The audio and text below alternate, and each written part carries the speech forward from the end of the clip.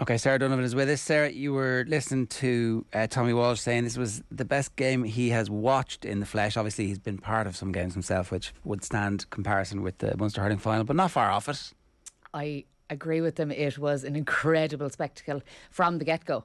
The noise going around the pitch, the players stayed behind the band for the walk beforehand, and as it went through the stands and into the terraces, the flares, the noise, like, I was getting nervous. I'm thinking about it now and I'm getting nervous. It was crazy, absolutely crazy. And then the game didn't disappoint. It seemed to start late as well, because the referee had to blow for them to get into the parade a couple of times, which was unusual enough. But then obviously, because sometimes one team breaks away and they're not going to be part of it and blah blah blah, it's like all, but actually no, it was real ratcheting up the tension, like real heads up. They were all walking like soldiers around the pitch. Nobody left. It was absolute concentration. The game didn't start till about 4:03 or 4:04 because of that. And as soon as the ball was thrown in, it just went nuts. Yeah. Did we learn anything about the two teams other than they are the best two teams, and hopefully we're entering a golden age of a new rivalry that will inspire the whole country again? The intensity that Clare had in the first half, Limerick slightly struggled to match, even though they were level 6 or 7 times, right? The midfield for Clare, Ryan Taylor, I thought he was exceptional in the first half. There's a bit of a frustration, I'd say, for Will O'Donoghue and Darragh O'Donovan, because Declan Hannon sits, Tony Kelly can rove. They've got to pick up 3 players, and they looked like they weren't marking anyone. Now, they obviously got into it later on, and Will O'Donoghue got that great late score, but it really looked like Limerick's midfield didn't have answers for the Clare midfield, and I think that's because the 3 in the middle was causing them such problems. So that's probably what we learnt about the game, was that put in a third midfielder and Limerick struggle. They don't look as dominant. If that third midfielder is a generational talent. Do you know what I mean? It's like, and maybe that's the other side of this, is that actually what Clare can do is unique to Clare, and so everybody else needs to come up with their own issues. But there definitely seemed to be part of it where Limerick were un-Limerick-like when they were missing, they were hitting wides, which we don't see. Diarmaid Byrnes was off colour, you know, and I suppose that's another thing. In a couple of weeks, he'll now have 4 weeks to sit back, hit the black spot for 4 weeks. I don't think he will be as inefficient in 4 weeks' time. So there's another layer to Limerick. And what was that? What happened in that? Like, what put them off their game? I can't say they were off their game. I just think that the occasion, you know, was a massive occasion, and they were workmanlike. This is their 4th title in a row. Like, not everything is going to go right all of the time, and they still won, and that's the sign of champions. But there's another level in Limerick when you consider they missed so much, and especially Diarmaid Byrnes. Or is it that Clare put them off? Is it that whatever Clare are doing, that there's actually something that they haven't seen over that period of time when they've generally been able to swat teams away? I think it's down to the referee as well. There was a lot that he let go, and there was things that were unseen, off camera, that in other games wouldn't have been let go, and there was yellow cards that didn't happen. And if I'm being honest, Conor Cleary, if he was on a yellow card earlier in the game, so I think it was 65 minutes before he got the yellow card, and as soon as he got the yellow card, because he was hugging Aaron Gillan for 60 minutes, right? As soon as he got the yellow card, Aaron Gillan gets 2 points off the bat, because he had to step off because he was in danger of being sent off. So if those things had happened earlier in the game, those yellow cards had been given earlier in the game, Limerick wouldn't have been given, I suppose, so little leeway or room. Unless you do what the football teams do, which is foul, get your yellow card, move on. Somebody else comes, fouls, gets his yellow card, moves on. Well, the rotational yellow cards that we would have seen that would have been pioneered by the great teams. Kilkenny, excellent at it. Now, I won't say Limerick weren't saints by any means. Like, Shane O'Donnell caught an incredibly frustrated figure because 2 or 3 times he broke. He was pulled back, and he's like remonstrating with the referee, saying, let's go. Well, like, what's going on here? Why aren't I getting my card? So it was tit for tat. But from the referee's point of view, we enjoyed the game immensely. But from Limerick's point of view, there was definitely areas where they would normally have more room. We kind of are already talking about the trilogy and what's going to happen when they meet again in Croke Park, but there's a lot to go in between now and then, and the recuperation from the letdown of the absolute high of Tony Kelly's equaliser to the end of the game from Clare, how they manage that now is going to be the hardest part of management. The best interview that I read over the weekend afterwards was probably Brian Cody's interview, because he said, we've 4 weeks now to sit back, get into training. We haven't had an opportunity to do what we've wanted to do because the games have been coming so thick and fast. We get to now watch the Clares, the Wexfords, the Corks, and see what comes through. And as you said, Clare now have to get over Wexford. I can't see Wexford losing to Kerry, and if they do, they don't belong in the championship. But Wexford are capable of beating big teams. If 3 years ago Wexford could have beaten Tip and could have been All-Ireland champions, you know, Wexford went out 3 weeks ago, beat Kilkenny against the odds, and Kilkenny are 3 in a row Leinster champions this week. So Wexford shouldn't be written off. You just at this never point. know at Wexford. No. They're so hot and cold. Absolutely. So inconsistent, but then they put up this massive performance. But they have a punch. They have attacking. You know, they've very good attacking forwards. They have Rory O'Connor, Conor MacDonald, obviously Lee Chin. Like, they have capability to win games. Yeah. So they can't be discounted. And that's the challenge for Clare, to get back up to the emotional pitch and the physical pitch. And in fairness, it's not next week, so there's enough time for the bodies to recover, you would suspect. There's 2 weeks, but I just feel that they can't even focus on Limerick now. They nearly have to forget that whole championship and see this All-Ireland championship as a completely new championship. To be able to bring yourself to a performance level that's going to guarantee you a win over Wexford. If they get over Wexford, there's nothing that they're scared of to stop them. Like, they're presumably not looking at that Kilkenny team going, oh, that's terrible, we have to play Kilkenny. It's like, yeah, bring it on. Yeah, but Kilkenny have learnt a lot again, and like the basics Kilkenny get right every time. So the fielding, Kilkenny's fielding the last night was exceptional in Croke Park. TJ Reid, lads, I can't explain. Like, every time I looked up, he was plucking a ball out of the sky. Yeah. And that wasn't just him. Mikey Butler laid on this ridiculous like catch out of the sky. So they do the basics so well. They're so physical. They don't allow team space. They'll enjoy playing Clare if they do get to play Clare. You were on Tony Kelly. We'll talk about the Leinster final, because as you said, you were at it in a moment. But you were on Tony Kelly's side. You had the perfect view. And my companion next to me was going, he can't take it. He can't. Like, he can't be so selfish to try and do this right now. Ball goes square between the posts, and she goes, holy Jesus. He was so calm. Absolutely. He just walked up calm as you like. And I was like, he's not even taking time here. There was no fear, no panic, no But there was pressure. a split second where both of us went, he surely can't try this. Like, he surely should go for the short ball. He's not going to be so selfish here to take this decision for the team. He backed himself Absolutely. the whole way. And it was just, we were so surprised for him to do that in that instant. Yeah. Yeah. It was incredible. Massive bravery there to do Yeah. that. But a stunning score. Does that make him hurler of the year? Is it like very hard for anybody else to get that? Or like, are there several of those Limerick lads are going, hang on a second now, hang on, we won the game. By the way, folks, does everybody remember we won the game? I'm with Tony on this one, and I've probably been with him for about 5 weeks now. Like, the hook on Garrod Haggerty early on, the pick, and then he just makes this space. It was like 3 or 4 or 5 yards of space, and he was gone. Like, God. Is that for the point? yeah, See, absolutely stunning.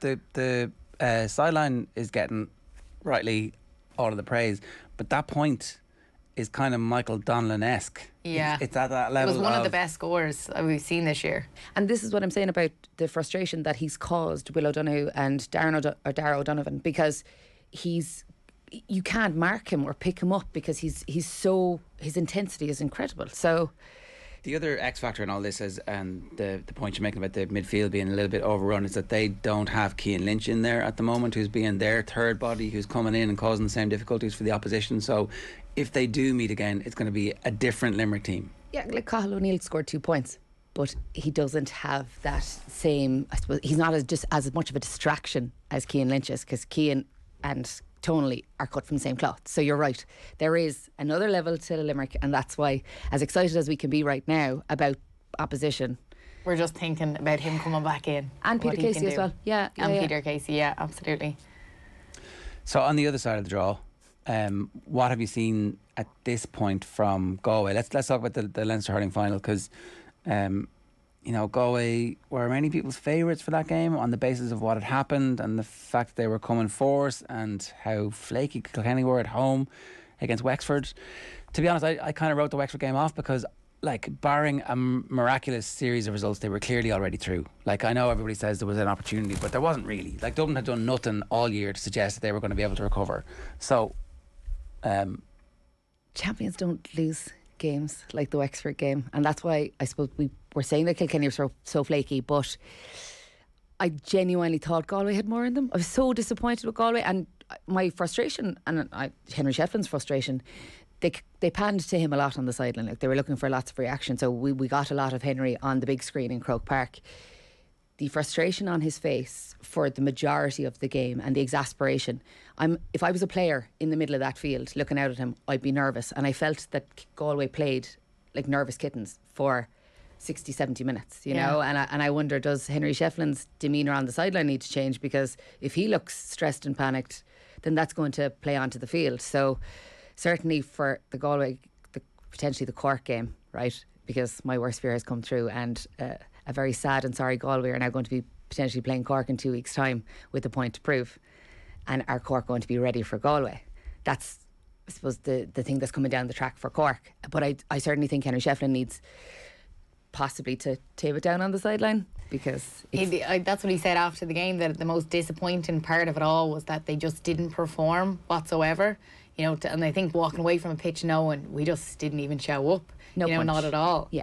You know, that was probably one of the biggest things. But I was watching their warm-ups. I don't know if you've seen their warm-ups before the game, and watching the 2 warm-ups, I was so impressed with Galways. You know, they were doing a lot of first touch, like 1-2, like getting in pairs and running off the shoulder, and it was very intense. When I was looking down at Kilkenny, I was like, geez, it doesn't seem as intense. So I was like, okay, they're going to start now, like, you know, full throttle, and it was complete opposite. Well, I was training, I coached a team with the Kilkenny man, and we were doing the session last night, and he was in Croke Park Saturday night as well. He was taking notes, so he had looked at the Kilkenny warm up, and he said, Sarah, it's never impressed me. And he said, but there was a great drill the Galway lads were doing, so he'd set up a Y in front of the goal, so I had the girls doing it last night. Yeah, they had some great drills. Yeah, you could see they were hopping. The girls were hopping after the session. And it's what you want to do before a game, getting your touch in. When I was looking down, yeah, so I was surprised they couldn't get going then. Really, really positive. Yeah, so but why didn't it work then? What? Yeah. But lads, Kilkenny's like the way they can handle a game and handle the intensity of a game and just bother lads. Like they bothered Galway so much that Galway started pulling out of tackles. They were off. Their tackling was too high.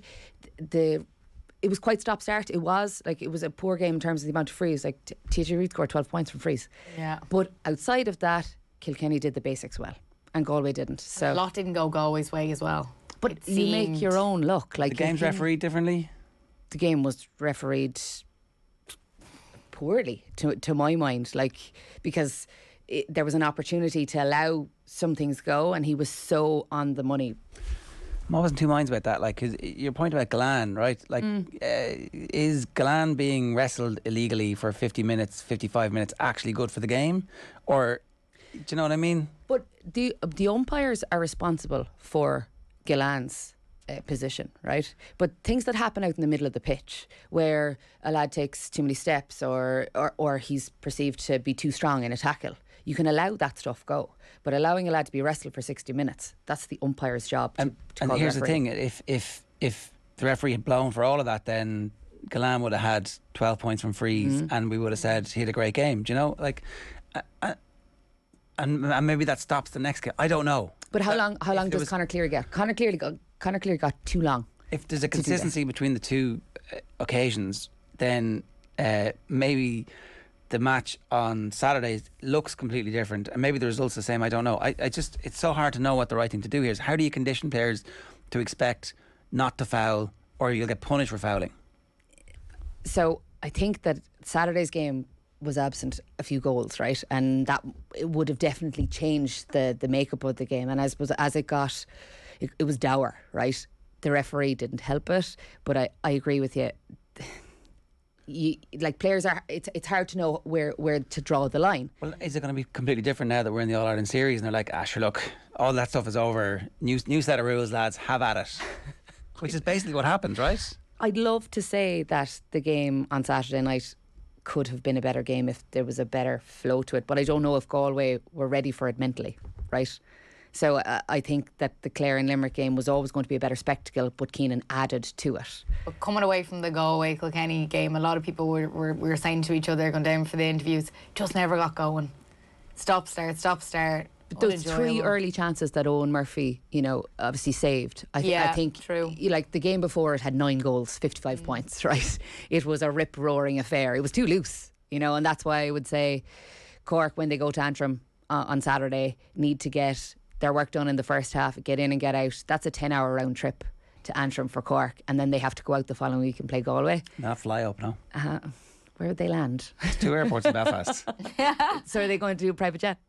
Well, With Cork's money? Are Sports Direct going to pay for this? who knows? I mean, they have plenty. They're financially bankrupt, lads. They're not financially bankrupt. They've managed to cut their deals. So anyway, so let's go back to the Galway recovery then. How easy is it for them to recover? When you've got so much wrong over the course of 70 minutes, there's a lot to unpack. So I would not be afraid for Galway about the improvements that they're going to be able to make over the next 2 weeks. They had no punch in their attack. Outside of Conor Whelan, there was nothing happening. Now, as I said, the likes of Conor Cooney and Joseph Cooney, very unfortunate, because they could have had goal chances early on. Could have been a very different game. So certainly from their point of view, loads to learn, loads of improvements to make. Henry's demeanour on the sideline, if that changes and the boys feel a little less nervous, I think it's going to be a much bigger game, and I'd be worried for Cork because of the reaction that Galway are going to have to bring. And on that side of the draw, if everything goes the way we think it is, we should have on form, you would expect that it might be a Limerick Galway semi. Yes. No, it would be, I'm not going to write off Cork yet. I was listening to the lads. Nobody's writing off anyone. Tommy keeps going for Kilkenny. I'm the only one who seems to be going against my own.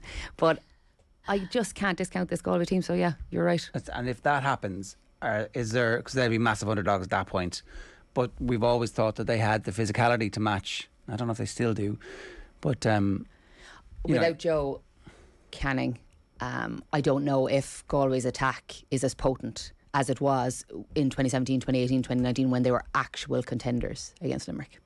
All right. So at this stage, Limerick in your power rankings number 1, Clare 2, Kilkenny 3. Yes. Is it close between Kilkenny and Clare? Yes, but Kilkenny are physically bigger men than Clare. Clare are short men. Like, they're incredibly fast and efficient, but they're short. Garrow Tagerty was running through the last year. It looked like there was 3 lads running off his hips. Like, they're short men. So that Kilkenny team have that height and physicality over Clare, which could be the difference. All right, Sarah, good stuff. Thanks very much for that.